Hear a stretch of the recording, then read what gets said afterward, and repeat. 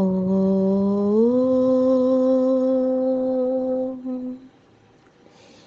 ഓം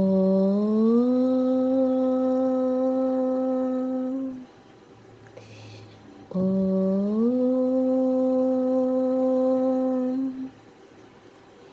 അനന്താവബോധം സർവവ്യാപിയാണ്. യോഗവാസിഷ്ടം നിത്യപാരായണം.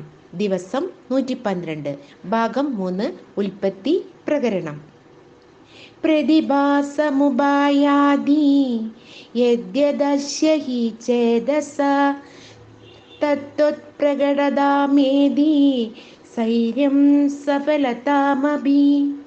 സൂര്യൻ തുടർന്നു, ഭഗവാനെ, അത് കഴിഞ്ഞ് രാജാവ് ഭരതമുനിയെ സമീപിച്ച് ശാരീരിക ശിക്ഷകൾക്കൊന്നും വഴങ്ങാത്ത ഈ കമിതാക്കൾക്ക് ഉചിതമായ ശിക്ഷയായി ഒരു ശാപം നൽകണമെന്ന് അഭ്യർത്ഥിച്ചു.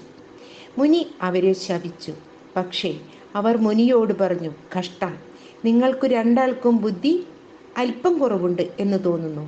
ഞങ്ങളെ ശപിച്ചതുകൊണ്ട് നിങ്ങൾ ആർജിച്ച തപോബലത്തിന് കുറവുണ്ടായിരിക്കുന്നു എന്നതാണ് സത്യം. ആ ശാപം കൊണ്ട് ഞങ്ങളുടെ ശരീരത്തെ നശിപ്പിക്കാം, എന്നാൽ ഞങ്ങൾക്കതുകൊണ്ട് ഒന്നും നഷ്ടമാവുന്നില്ല. ഞങ്ങളുടെ മനസ്സിനെ ആർക്കും നശിപ്പിക്കാനാവില്ല. മുനിശാപം മൂലം അവരുടെ ദേഹം നശിച്ചു. ഈ ശരീരത്തിൽ നിന്നും പിന്നീട് അവർ മൃഗങ്ങളായും പക്ഷികളായും ജന്മമെടുത്തു. അവസാനം ഉത്തമമായ ഒരു ഗൃഹത്തിൽ മനുഷ്യ ദമ്പതികളായി ഇപ്പോഴും പരസ്പരമുള്ള സമ്പൂർണ്ണ അനുരാഗത്തിൻ്റെ ശക്തി കൊണ്ട് അവർ ഭാര്യ ഭർത്താക്കന്മാരായി ജന്മമെടുത്തിരിക്കുന്നു.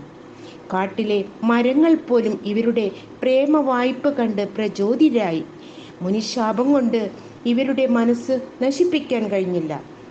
അതുപോലെ ഭഗവാനെ, ഈ 10 പേരുടെ സൃഷ്ടികളെ യാതൊരു വിധത്തിലും സ്വാധീനിക്കാൻ അങ്ങയ്ക്കാവില്ല. അവർ സ്വയം സൃഷ്ടിസർഗത്തിൽ തുടരുന്നത് കൊണ്ട് അങ്ങയ്ക്ക് എന്താണ് നഷ്ടം? അവർ അവരുടെ മനസ്സിൻ്റെ സൃഷ്ടികളെ തുടരട്ടെ. സ്ഫടികത്തിൽ നിന്നും അതിനുള്ളിലെ പ്രതിഫലനം മാത്രമായി നീക്കി മാറ്റാൻ അരുതാത്തതുപോലെയാണത്.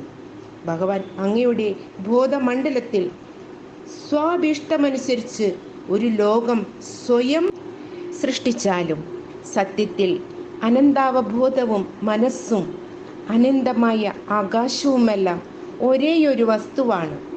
അനന്താവബോധം സർവവ്യാപിയാണ്. അതുകൊണ്ട് ഈ ചെറുപ്പക്കാർ സൃഷ്ടിച്ച ലോകങ്ങൾ എന്തായാലും അങ്ങയ്ക്കിഷ്ടം പോലെയുള്ള മറ്റൊരു ലോകനിർമ്മിതി ചെയ്താലും.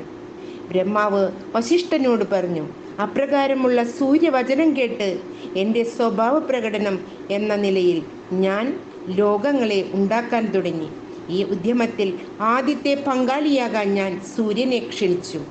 ഈ സൂര്യൻ ചെറുപ്പക്കാരുടെ സൃഷ്ടിയിൽ പങ്കെടുത്തതുകൂടാതെ എൻ്റെ സൃഷ്ടിയിൽ മനുഷ്യകുലത്തിൻ്റെ പൂർവികനായ പ്രജാപതിയായും വർത്തിച്ചു.